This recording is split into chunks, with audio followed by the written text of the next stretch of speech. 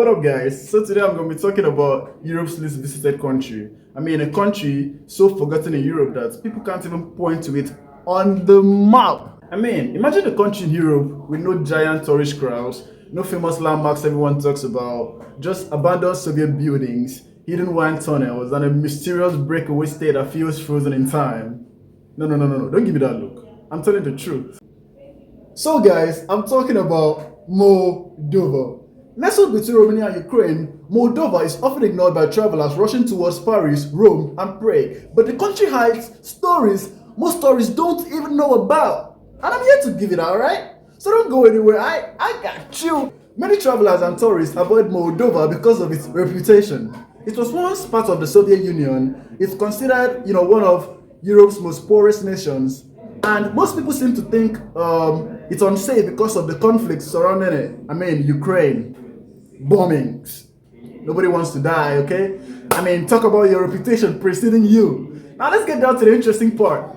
But let's skip the part where people don't want to go to Moldova because of its reputation and whatnot. Because the truth is, those who actually visited discovered something unexpected.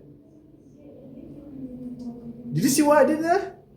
Okay. Because Moldova is close to the war in Ukraine, most tourists assume it's dangerous. But get this, the truth is, most part of Moldova is relatively calm and functioning normally. The strange part is the breakaway region called the Transnistria. It's like a frozen Soviet stairway, Lenin statues, old military atmosphere, and Soviet flags. Alright. Now, while these mysteries tend to scare some tourists, it actually fascinates others. So, a country inside a country. Do you know how crazy that sounds? Of course, I'm talking about Transnistria, a self-declared state that still feels Soviet. Lenin statues still stands, Soviet symbols everywhere, and most travelers says stepping into Transnistria feels like stepping into the 1980s. Crazy. Moldova isn't a country for luxury tourism. I mean, most people choose countries with iconic landmarks, famous beaches, famous nightlives, and luxury shopping. But in the case of Moldova is just quiet villages, traditional culture, Soviet flags, and most importantly, vineyards. Yeah.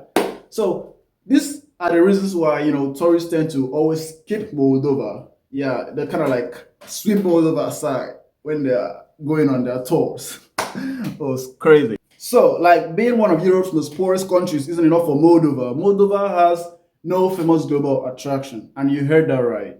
Yes.